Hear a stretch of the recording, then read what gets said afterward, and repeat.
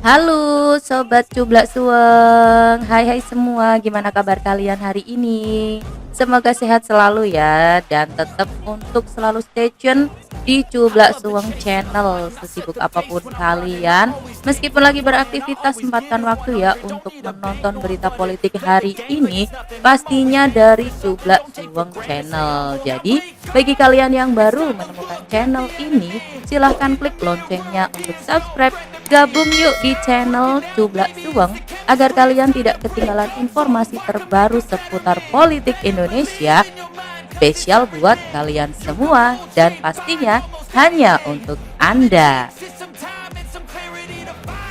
Nah, kali ini Cublak Suweng channel punya kabar terbaru ini ya dari Partai Demokrasi Indonesia Perjuangan atau PDIP, di mana lagi ada perseteruan, lebih tepatnya persaingan ya. Persaingan antara Puan Maharani dan Ganjar Pranowo ini ya. Di mana PDIP dinilai tengah menghadapi persoalan internal dan eksternal menjelang pemilu 2024 mendatang. Nah, persaingan antara Puan Maharani dan Ganjar Pranowo yang kembali muncul, ditambah lagi kebijakan Presiden Joko Widodo yang merupakan kader PDIP menaikkan harga BBM bersubsidi. Jadi ada begitu banyak persoalan eksternal dan internal ya, ada Ibu Puan, ada Bapak Ganjar, dan juga ada kebijakan dari Presiden Jokowi yang sedang menaikkan harga BBM bersubsidi ini ya. Nah, Direktur Eksekutif Trias Politika Strategis atau TPS Agung Baskoro mengatakan dinas internal PDIP kembali memanas setelah muncul Dewan Kolonel sebagai struktur informal di dalam fraksi PDIP untuk mendukung Puan Maharani sebagai calon presiden atau capres 2024. Kemunculan kelompok ini tidak mendapat restu.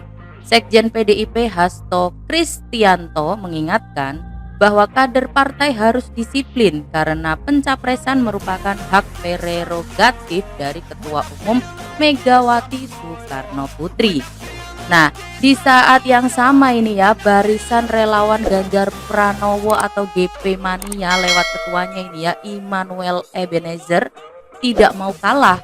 Nah, dalam beberapa waktu ke depan katanya ini berencana mendirikan Dewan Kopral untuk mengimbangi manuver sebagian elit DPR dari PDIP, kata Agung dalam keterangan tertulis Kamis 22 September 2022.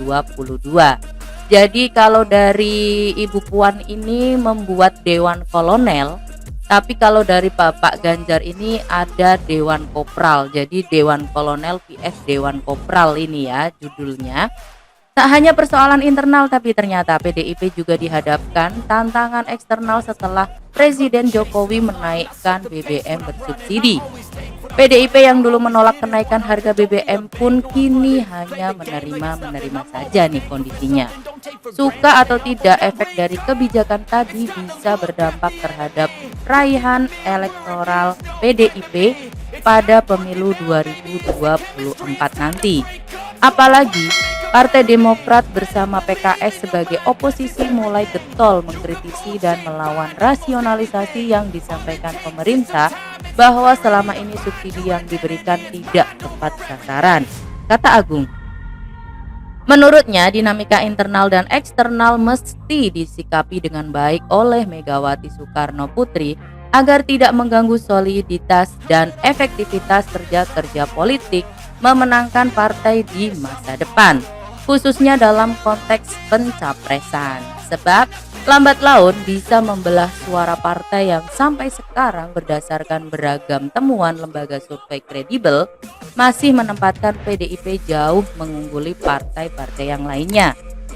Agung pun mengatakan bahwa ada beberapa hal yang bisa dilakukan oleh Megawati. Yang pertama ini ya, segera memutuskan siapa capres yang dipilih oleh PDIP.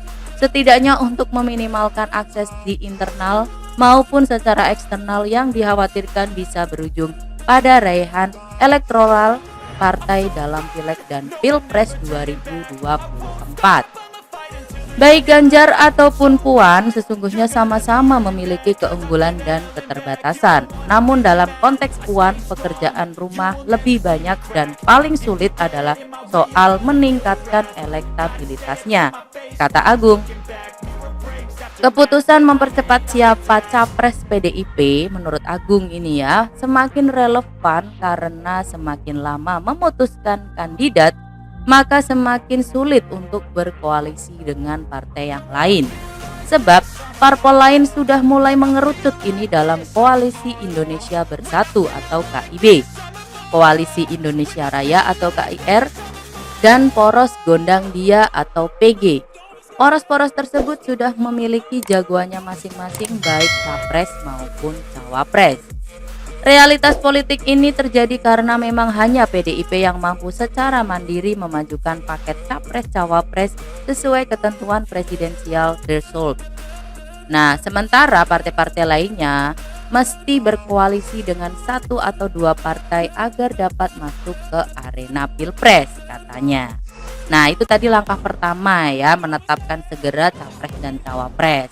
Nah, untuk langkah yang kedua menurut Agung adalah perbedaan nalar mayoritas partai atas Pilpres 2024 penting untuk diadaptasi PDIP agar tidak ketinggalan kereta. Apabila PDIP ingin menang 3 kali berturut-turut dalam Pileg dan Pilpres, maka strategi politiknya harus terintegrasi. Artinya strategi kotail efek yang dimiliki Ganjar perlu segera dieksekusi bila dia adalah capresnya.